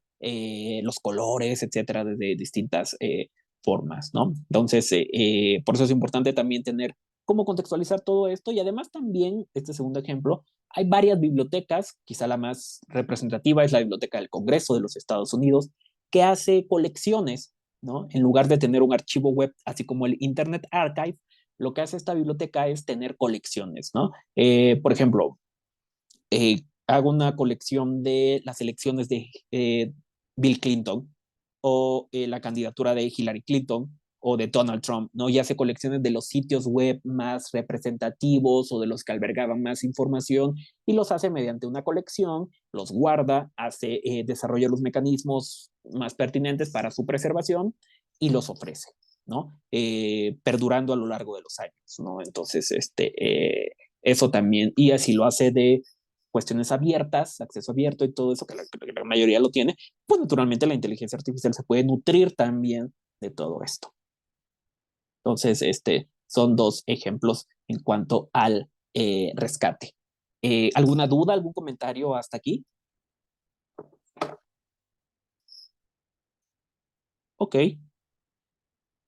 Nos vamos entonces al siguiente eslabón, que viene a ser la conservación, que está íntimamente ligado al rescate. Uno rescata esto, pero también lo tiene que conservar. Entonces ya la conservación, te estaríamos hablando de las medidas destinadas a proteger adecuadamente los documentos, ya sea que nacieron digitales o que han sido convertidos, o sea, los que han sido rescatados en algún formato digital y se encuentran en Internet, ¿no? Y aquí, pues bueno, tenemos ya varios ejemplos que a lo mejor quienes trabajan en el área de información, pues ya los conocen, como el DOI o el PERMA. PERMA es un servicio de la Universidad de Harvard, junto con otras organizaciones que lo que hacen, pues básicamente es, de alguna manera, es un servicio de archivado web para bibliotecas especializadas en cuestiones legales, ¿no? En cuestiones de leyes, etcétera, pero también lo pueden utilizar cualquier tipo de biblioteca, ¿no? Entonces se llama PERMA-CC y uno pide una solicitud. Si soy biblioteca, por ejemplo, o si dirijo alguna biblioteca, pido una solicitud para que yo tener mis propios PERMA, o sea, para que yo pueda guardar mis páginas web y tenga un identificador para que mis sitios web o lo que yo quisiera preservar, pues esté a lo largo de todos los años, ¿no? Entonces, ahí tienen la página web. También los invito a que, pues, si son de bibliotecas, utilicen alguno de estos servicios para que estén, pues, digamos, puedan tener esta parte de conservar varios sitios web o los que ustedes consideren pertinentes. Pero eso ya es más enfocado hacia la preservación y conservación digital. Entonces, como ya te los estaba comentando, es importante tener estas bases para saber de dónde se nutre la inteligencia artificial generativa, para saber de dónde viene esta información y todo lo que se ha construido en Internet para llegar a lo que tenemos en la actualidad y los debates que hoy estamos discutiendo, ¿no? Bueno, este es el ejemplo de PERMA. Hay muchos otros servicios, igual gratuitos, etcétera. Este fue el que me pareció más pertinente para enseñárselos ahora, porque además está junto con la Digital Public Library de América, la Universidad de Harvard, el Instituto de Bibliotecas y Museos, etcétera, ¿no? Pero hay muchísimos otros servicios, ¿no? Ok, nos vamos también ahora a otro eslabón de la infodiversidad, que es la disponibilidad de la información. Y aquí tiene que ver con la característica, cualidad o condición de la información que tiene que encontrarse a disposición de quienes deben acceder a ella. Y entonces uno podría preguntarse, ¿quién debe acceder a la información? Pues tienen que ser los usuarios. Además de esto, varios procesos informáticos o aplicaciones, ¿no? En la actualidad uno no tiene que limitarse nada más a que la información esté disponible para los usuarios, sino también que la información esté disponible para ciertas aplicaciones que pueden buscar esa información. No olvidemos que los motores de búsqueda como Google, pues al final de cuentas utilizan rastreadores o arañas para ir y detectar las nuevas páginas web, indexarlas y hacer todo el proceso para que pueda estar dentro de los resultados de Google. Y es un proceso automatizado. Entonces, por eso es que varias páginas web tienen que estar, esto ya es otro debate también, pero tienen que estar disponibles para que estos rastreadores puedan buscarlos, ¿no? Ya hablaremos pasado mañana de algunas cuestiones, sobre todo legales, en el sentido de que lo que hizo el New York Times, que no permitió que, bueno, estaba en una batalla legal por no permitir que las inteligencias artificiales generativas estuvieran dentro o utilizaran sus bases de datos para entrenar a las inteligencias artificiales, ¿no? Pero bueno, lo hablaremos más adelante porque viene también una gran batalla frente al derecho de autor para, junto con las inteligencias artificiales generativas, ¿no? Pero bueno, esto es importante tenerlo en consideración, la disponibilidad, o sea que la información tendría que encontrarse, dependiendo los marcos regulatorios existentes, a usuarios, procesos o aplicaciones, ¿no? Para poder estar disponible en un escenario ideal, ¿no? Y esta disponibilidad también es física, ¿no? No podemos hablar de una disponibilidad y de un libre acceso a la información si no tenemos también el componente físico bien definido, ¿no? Entonces, y esto es importante porque Internet es digital, pero también es físico. Los cables, las computadoras, en los root varias cuestiones pertenecen a gobiernos, en algunos casos mayoritariamente, en otros pertenecen a terceros o pertenecen tienen distintos, digamos, de alguna manera no necesariamente son tan libres, ¿no? Entonces, tan solo, por ejemplo, los cables por donde pasa la información. Internet es material.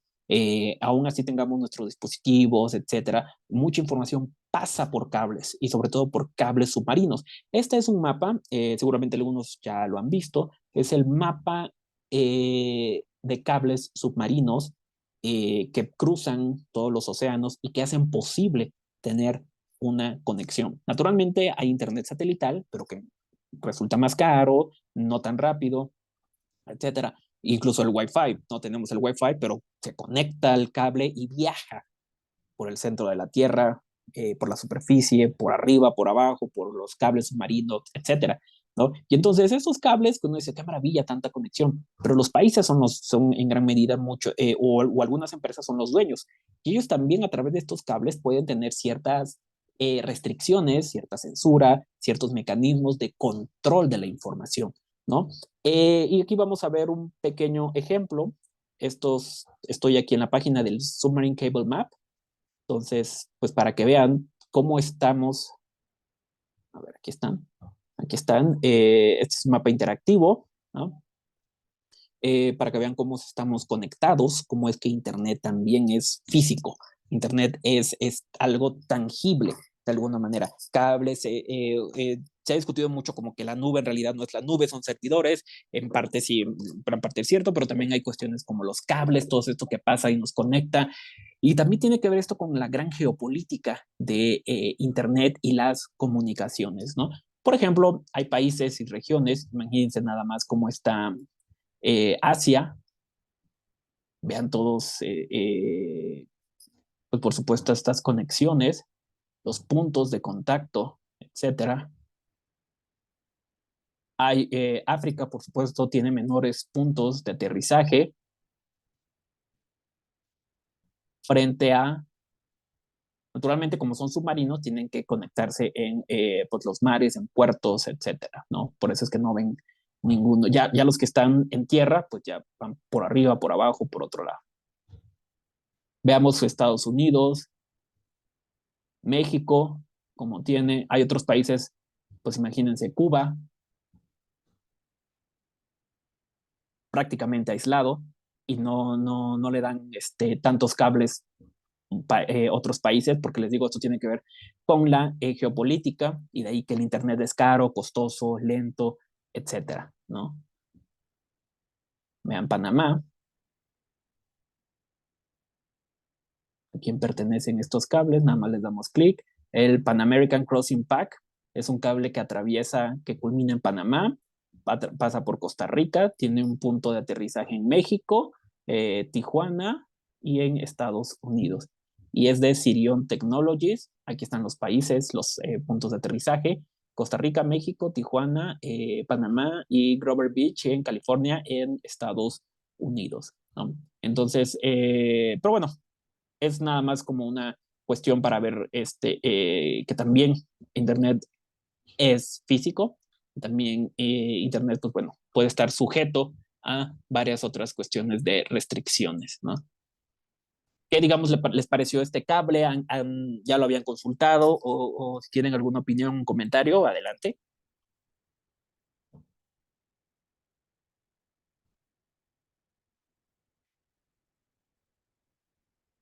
¿Ok? Entonces, continuamos. Y la disponibilidad también tiene que ver con el desarrollo de repositorios, de bases de datos y con todas estas cuestiones del movimiento open. No vamos a entrar tanto en detalle aquí.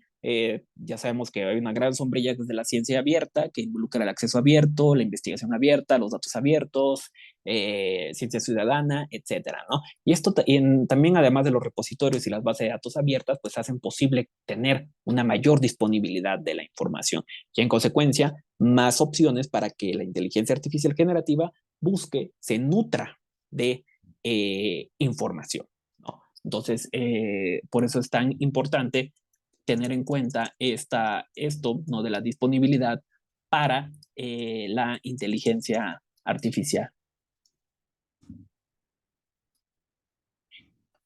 El penúltimo eslabón de la infodiversidad es la visibilidad, ¿no? Naturalmente estamos constantemente produciendo contenidos, ¿no? Y también tenemos, por tal motivo, hay una necesidad cada vez mayor de estar presentes en Internet, ¿no? Ya sea con contenido propio o con contenidos de terceros, ¿no? La visibilidad web ha sido una preocupación diferente, una preocupación recurrente e importante a través de, pues, de diferentes sectores, ¿no? Tan solo hablemos del sector académico, por ejemplo, ¿no? Cada vez, naturalmente, hay una mayor necesidad por, cuando sacas un artículo, conferencia, etcétera, por andar promocionando, porque te vean, por estar en los primeros lugares del buscador, cuando te especializas en algún tema, etcétera. Es una guerra constante como profesional, como empresa, por supuesto, de estar en el algoritmo, de estar patrocinado, porque estamos bombardeados por anuncios en absolutamente todo, que entonces tienen que saber bien los algoritmos, etcétera, pero también de las instituciones educativas por promocionar sus cursos, seminarios, congresos, conferencias, etcétera, por promocionar sus artículos, sus repositorios, en fin. Entonces estamos recurriendo también a diferentes técnicas y a una cuestión muy importante para lograr una mayor visibilidad. Como ya lo comenté, las grandes compañías y los negocios emergentes pues desean que sus productos resalten frente a sus competidores, ¿no? Que esto ha pasado toda la vida, ¿no? Pero con Internet es un poco más complejo, ¿no? Los usuarios que, por ejemplo, escriben blogs personales quieren ser leídos, ¿no? Frente a todos los demás. El usuario de la red social quiere que todo lo que comparte pues sea likeado, comentado y a su vez compartido. Y los académicos pues quieren que sus investigaciones sean descargadas, consultadas y citadas, ¿no? Entonces, por eso es que también cada vez digamos, toda una discusión muy compleja en cuanto a cómo la visibilidad nos ha afectado como sociedad y cada vez estamos más obsesionados por ser visibles o porque nuestro contenido sea visible, a tal grado de que hay de que cada vez hay más pues fuentes de trabajo sobre community manager y todo esto, cómo hacer visible mi producto. Entonces, pues sí, estamos en que todos estamos en esto de la visibilidad o una mayor parte. Y también, naturalmente, ¿por qué? Porque le hacemos más caso a lo que está más visible, ¿no? A lo que es más atractivo, a lo que te aparece primero en Google, en Yahoo, en varios, opera en varios servicios y todo esto. Lo primero que nos aparece en TikTok, en Facebook, etcétera. Con sus consecuencias, naturalmente. Y entonces esta competencia y los grandes volúmenes de información pues plantean a la visibilidad de Internet, lo plantean como un desafío constante, de tal forma que se han desarrollado los algoritmos para que lo que nosotros veamos, consultemos o lo que nos aparezca en pantalla sea lo más acorde a nuestras necesidades, ya sea porque lo conversamos, porque algunos teléfonos móviles pues graban, capturan lo que escuchamos, o a través de nuestro comportamiento informativo ya los algoritmos saben qué es lo que aparentemente necesitamos, ¿no? Pero también ahí está el CEO, que es la optimización de los motores de búsqueda para que lo que aparentemente buscamos esté dentro de los primeros 5 resultados, ¿no? Cada vez es más inteligente lo que estamos los servicios que proporcionamos, ¿no? Y también tiene que ver con la reputación en línea, ¿no? Muchos usuarios construyen su reputación en línea a través de todas estas opciones de la visibilidad web. Y finalmente, para terminar ya con la infodiversidad, pues bueno, la infodiversidad va a involucrar también una defensa de las distintas manifestaciones de la información, ¿no? Para que la infodiversidad circule, porque hay que verla esto como un ecosistema, también con esta perspectiva de la información viva, ¿no? Para que la información circule, tiene que haber un libre acceso a ella, ¿no? Con estos marcos legales naturalmente establecidos, tiene que haber acceso, tiene que cuestiones de privacidad, por supuesto, porque la privacidad es una condición para la libertad de expresión. Se tiene que pelear también, bueno, no pelear, pero tiene que de alguna manera reflexionar con las legislaciones y también impulsar legislaciones para que se promueva el libre acceso a la información, que ha sido a lo largo de estos, pues de la vida, pues un punto de referencia en cuanto a la profesión bibliotecaria y de otras profesiones también, ¿no? Entonces, la defensa de todas estas manifestaciones informativas es parte fundamental de la infodiversidad para que circule, como ya lo mencioné, para que de alguna manera pues todos podamos aprovechar a esta información desde diferentes perspectivas. Entonces, vamos a dar unos minutos de receso. Déjenme cerrar la pantalla. Pero antes quisiera saber si tienen alguna duda, algún comentario o alguna cuestión en cuanto a esto de infodiversidad o cómo vamos. Recordemos que esto es como un preámbulo ya para entrar mañana de lleno a lo que es inteligencia artificial en bibliotecas, pero es importante tener contextualizado estas partes de infodiversidad. Regresando de el receso, vamos a hablar de las plataformas y de la gobernanza de Internet, ¿no? Como pregunta va a ser esta: ¿quién gobierna Internet? Entonces, piensen en eso para que tengamos más participación de ustedes, o quién creen ustedes que gobierna Internet, o si hay un gobierno de Internet. Me gustaría que ustedes me lo contestaran, porque eso después lo vamos a ver en lo de inteligencia artificial, es importante, ¿no?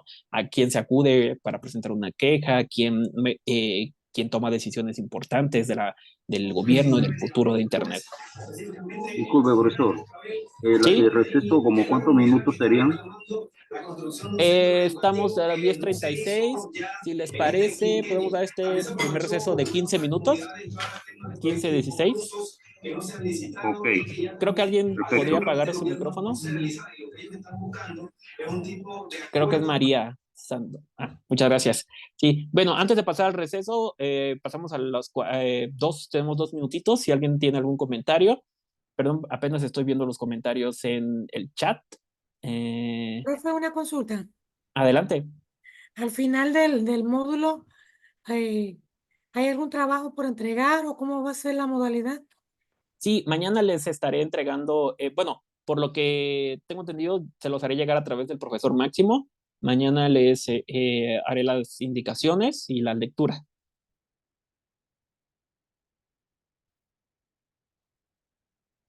¿Ok? Gracias, gracias. Sí. Bien, entonces son las 5:38, tengo aquí, 37. Nos vemos a las 5:45. Bueno, perdón, no, ustedes tienen otro horario, es que yo estoy en el horario de México. Son las 6, profe. Son las 6, es cierto, sí. Entonces... 6:30 y algo por ahí. 6:38. 6:55 nos vemos por acá. Ok. De acuerdo.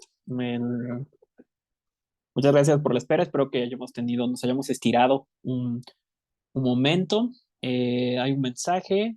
No olviden llenar el formulario de asistencia, que lo tienen en el chat, por favor. Y recuerden, voy a compartir pantalla en un momento, pero si en algún punto no me escuchan o se pierde la señal, por favor díganmelo, o si alguien no escucha, por favor avise si hay algún problema también. Y si quieren detenerme, preguntar algo, por supuesto tengan la seguridad de hacerlo en cualquier momento. Bien, entonces ya en esta primera parte hemos hablado un poco de la infodiversidad. este concepto del área bibliotecológica. Hemos visto, lo hemos enfocado en Internet, ¿no? Que hemos estado viendo cómo es que sientan las bases varios aspectos para llegar a la tecnología que hoy tenemos, a la inteligencia artificial, sobre todo generativa, que ya mañana entraremos en este detalle, ¿no? Ok. Voy a compartir pantalla para seguir hablando del siguiente tema.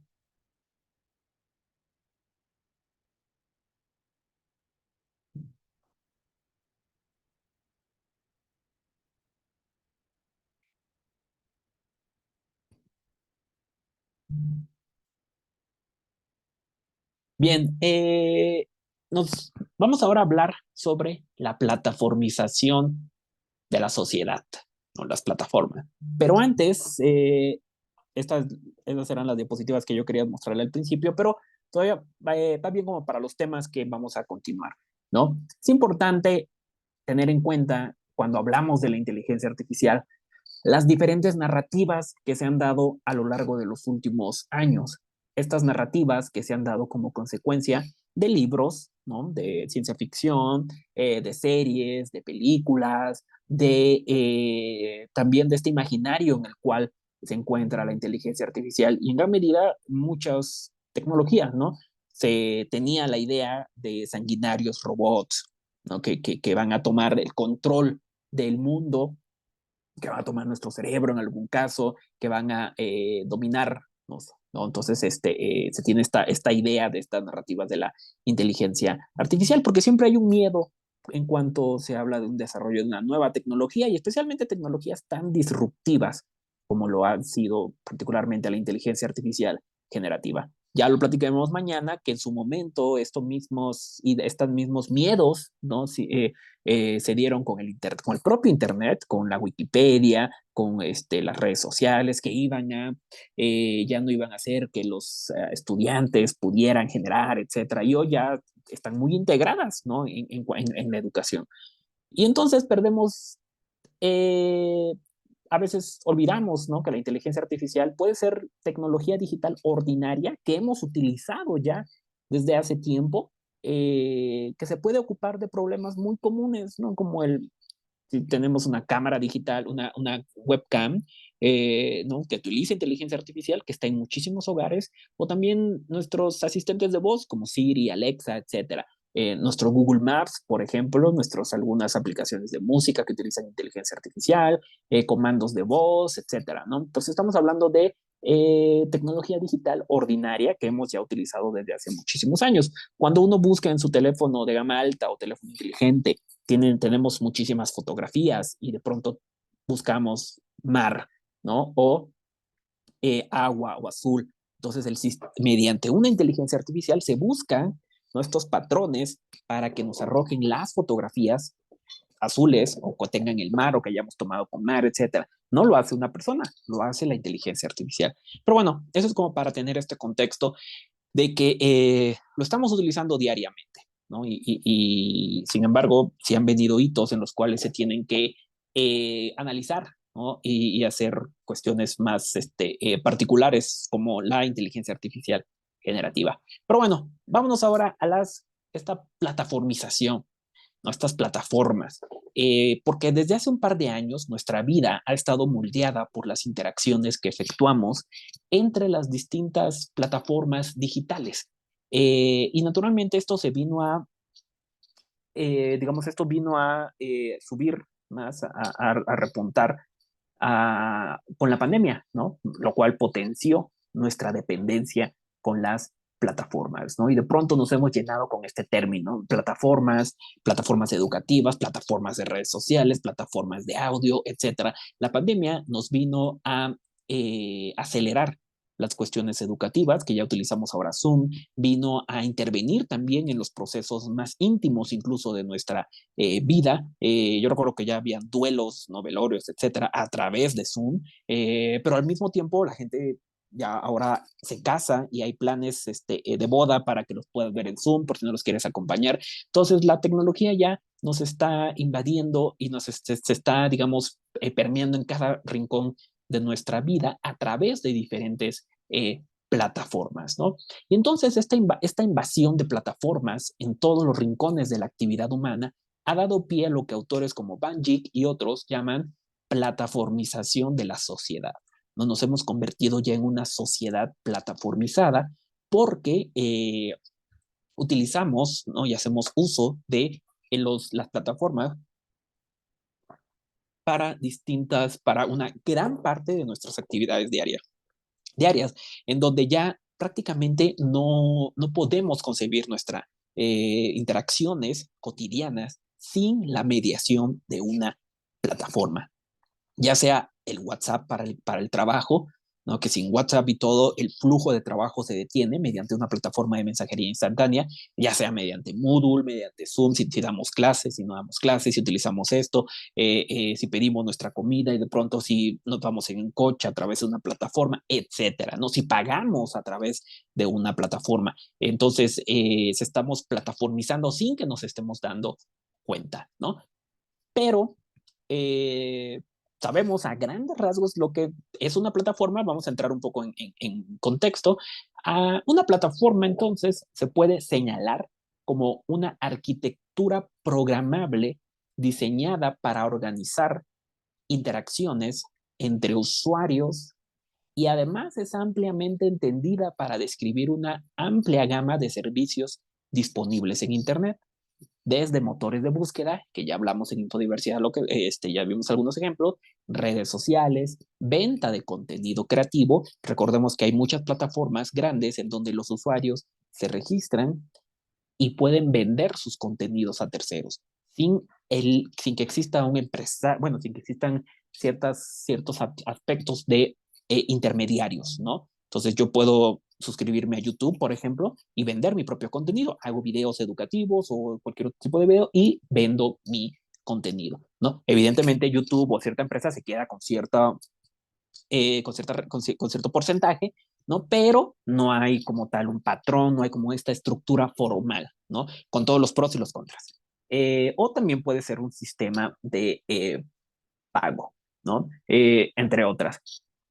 Las plataformas, entonces, en línea, son tan diversas como los diferentes mercados que pueden existir. Y también hay una gran variedad en cada rubro y que todo esto forma parte también de lo que ya hablábamos al principio de la infodiversidad que tenemos en Internet. Que aquí tenemos nada más un par de ejemplos, no quise poner más, desde Google, Coursera, que es para cursos, Baidu, que ya conocimos, Amazon, por ejemplo, PayPal, Airbnb, muy famoso, Rappi, TikTok, ¿no? Alibaba, etcétera. Tenemos una amplia variedad de ejemplos de las distintas plataformas, ¿no? Desarrollar un concepto para las plataformas todavía se está en esta construcción, digamos, teóricas, ¿no? Va a depender también de la disciplina en la que se está analizando. No hay como tal un amplio consenso sobre el término plataforma. Y eso también hace difícil sus alcances en cuestiones de quién va a regular todas estas plataformas, ¿no? ¿Y por qué? Porque se tiene que ver que pues hay varios factores y hay varias cuestiones que también tienen cierta incidencia, porque estas plataformas tienen impacto en cuestiones económicas, sociales, políticos y también incidencia en algunos aspectos ideológicos y de polarización de la información. Entonces, ¿por qué? Porque, un segundo, todos estos aspectos, ¿no? Que se tienen que tomar en cuenta al momento de analizar estas plataformas y su interacción con la sociedad, ¿no? Además del rol que tienen las plataformas en los flujos de información, cómo se organiza la información en estas plataformas, cómo se comportan los usuarios en estas plataformas, lo que escriben, lo que producen, las tendencias, cómo moldean lo que se habla en la sociedad. Por ejemplo, Twitter de pronto puede llegar un trending topic y ya se está hablando de eso en cierto país, en cierta región, etcétera, ¿no? Y de ahí se generan otras cuestiones, ¿no? Y también en el acceso a la información y la libertad de expresión. Entonces, de alguna manera, a grandes rasgos, porque hablar de plataformas naturalmente es importante. Deme un segundo. Una plataforma se alimenta de datos, como está ahí en el diagrama. Es organizada a través de algoritmos e interfaces y de pronto ya se formaliza a través de relaciones de propiedad impulsadas por modelos comerciales y en cierto modo van a estar gobernadas por acuerdos entre empresa y usuario, ¿no? Es básicamente la estructura de cualquier plataforma, ¿no? Se alimenta de nuestros datos, por ejemplo, Facebook, ¿no? O TikTok, supongo que se alimenta de nuestros datos, se organiza a través de algoritmos e interfaces, que es lo que nosotros vemos, y utiliza todos nuestros datos para posibilitar lo que vemos, ¿no? Nuestras preferencias y lo que veamos y los que nos mantiene enganchados en esa plataforma, ¿no? Pero yo estoy hablando ahorita particularmente de una red, de dos redes sociales, TikTok y Facebook, ¿no?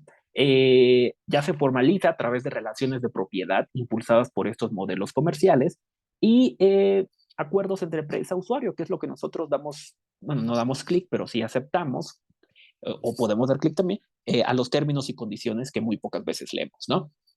Pero es en gran medida cómo funcionan las plataformas que utilizamos, ¿no? Y por supuesto esto abre todo un panorama que tiene que ver con la geopolítica de las plataformas, ¿no? En la medida en la que se distribuye la capacidad de influir en la comunicación y en el acceso a la información, ¿no? Por ejemplo, hay varios hitos en materias de esta plataformización. Cuando comenzó, por ejemplo, Uber, al menos esto lo estoy comentando aquí de México, esto posibilitó que los ciudadanos pudieran obtener ingresos importantes ofreciendo su espacio privado. Perdón, estoy hablando de Airbnb, cuando para alojar a otras personas, ¿no? Particularmente turistas, ¿no? Y otras plataformas, por ejemplo, también Uber, ¿no? Permitió eso lo mismo, ¿no? Permitió obtener otros ingresos mediante el uso de tu coche para el transporte privado, ¿no? Entonces, por supuesto que esto, naturalmente, digamos, han tenido ciertas repercusiones en materia legal y todo esto. Esto es, por ejemplo, cuando empezó Uber en Ciudad de México, fue una manifestación de taxistas que no querían Uber, etcétera, que llegaron a los golpes, y bueno, con Airbnb también, y todo esto. ¿Por qué? Porque tiene que verse las plataformas también como el poder estatal y de mercado que tienen las plataformas, ¿no? Refleja todo esto una necesidad de tener instrumentos regulatorios para la operación de este servicio, pero además de todo esto, nos habla de la importancia y de la influencia que tienen las plataformas en nuestra cotidianidad, que ya prácticamente ya es imperceptible para nosotros, ¿no? Pero ya nos están dominando estas plataformas. Y esto, por supuesto, tenemos que entenderlo porque en el terreno digital hay varias monedas de cambio, es decir, junto con el dinero y la atención, porque en cuestiones digitales, naturalmente, el dinero sigue fluyendo, pero además también se paga por atención, ¿no? Nuestra atención a ciertos productos, a ciertos videos, a cierto contenido, es también una moneda de cambio para esto. El tiempo que pasamos nosotros viendo cierto producto también es una moneda de cambio. Pero también están los datos, nuestros datos que les damos, nuestros datos personales, nuestros datos de comportamiento, nuestras valoraciones que hacemos, la valoración del usuario, las 5 estrellitas que le ponemos, el comentario positivo, el comentario negativo, la recomendación, es una moneda de cambio. A lo mejor no pagamos nada por esa plataforma, aparentemente, pero nos cobra con nuestros datos, nos cobra con nuestra atención, nos cobra obligándonos a valorarla o a escribir una reseña positiva, etcétera, ¿no? Entonces hay que tener en cuenta que estas diferentes monedas de cambio en el terreno digital, ¿no? Y por supuesto esto implica distintos desafíos. La forma en la que algunas plataformas o plataformas dominantes influyen en la naturaleza de nuestras comunicaciones e interacciones, ¿no? Hasta qué punto hemos cambiado nuestro flujo de trabajo, por ejemplo, gracias al WhatsApp. ¿Se ha facilitado? ¿No se ha facilitado? Etcétera. Hasta qué punto han cambiado nuestras relaciones con nuestros parientes que están lejanos, con nuestro círculo íntimo, etcétera, ¿no? Entonces, cómo ha no nos damos cuenta porque esto hemos ido evolucionando a la par de estas plataformas, ¿no? Pero al final de cuentas, como ya lo mencioné, pues estamos impregnados de las plataformas de todo, ¿no? También, por supuesto, también ha sido cuestionado las condiciones comerciales injustas para los usuarios comerciales, ¿no? Hay abusos, hay evasión de impuestos, hay varias cuestiones ahí en el terreno económico, ¿no? También, por supuesto, hay muchas cuestiones sobre la difusión de contenido, de productos y de servicios ilegales en línea, ¿no? Como la incitación al odio, al terrorismo, cuestiones, infracciones de los derechos de autor, propiedad intelectual, etcétera. ¿No? Entonces hay muchísimos desafíos en estos sentidos, ¿no? También amplifican los mensajes, pueden amplificar los mensajes de odio, tanto positivos o negativos, y que algunos de ellos que llegan a la desinformación, particularmente en plataformas de redes sociales. Esto es en donde se aprecia de mayor medida. Y entonces, pues bueno, esto nada más de una manera breve. Me gustaría que me dijeran qué plataformas utilizan con mayor frecuencia en su vida diaria. Dígame, dos de ellas. Pinterest, buenas tardes, y X. Muchas gracias, Pinterest y X. Muy bien. ¿Alguien más? ¿Alguna imprescindible Eh, plataforma con la que no puedan vivir casi casi? Instagram y Twitch. Ah, muy bien. Instagram y Twitch. ¿Alguien más? ¿Alguien diferente a esas, quizá?